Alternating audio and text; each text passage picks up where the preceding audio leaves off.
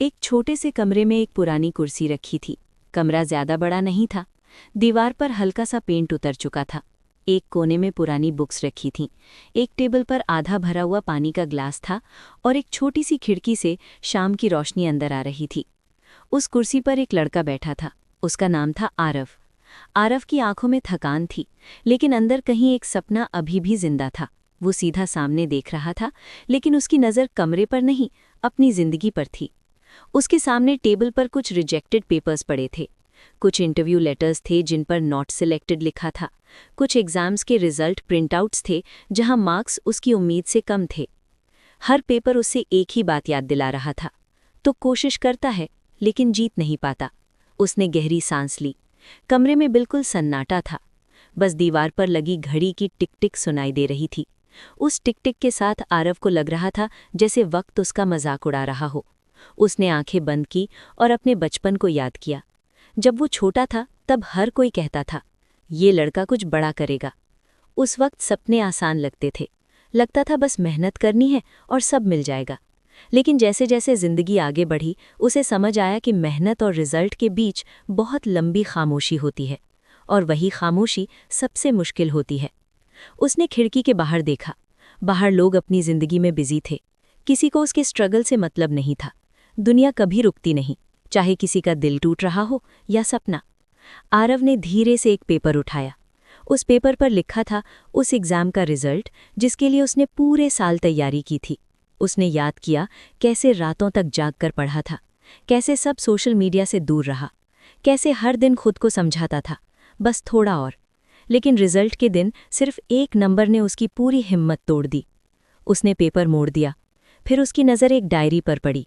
Diary पुरानी थी। उसने डायरी खोली। पहले पेज पर लिखा था, मैं तब तक नहीं रुकूंगा जब तक खुद पर गर्व न हो। ये लाइन उसने खुद लिखी थी, बहुत साल पहले। उस लाइन को देखकर उसकी आंखों में हल्का सा आंसू आ गया। उसने खुद से पूछा, अगर मैं तब इतना स्ट्रांग था तो आज इतना कमज़ोर क्यों लग रहा हूँ। कमरा वही था, कुर्सी वही थी, टेबल वही था, लेकिन उस पल उसके अंदर कुछ बदलने लगा।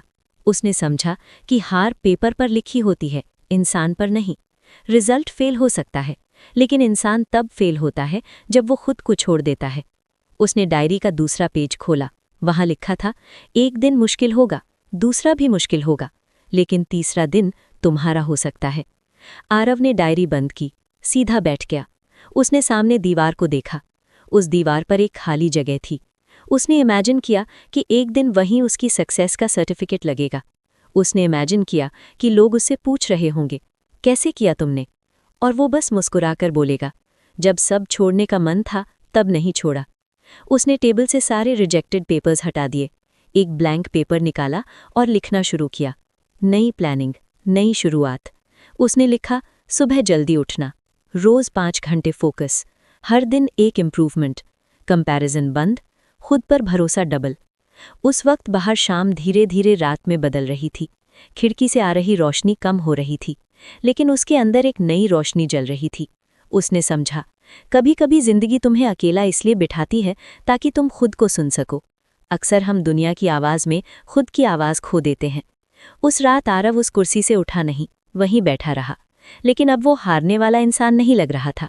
अब वो वापस लड़ने वाला इंसान लग रहा था। उसने धीरे से कहा, कल से नहीं, अभी से। और वही पल उसकी असली जीत का पहला पल था, क्योंकि सक्सेस सर्टिफिकेट मिलने से पहले मिलती है एक चीज़, अंदर से वापस खड़े होने की हिम्मत।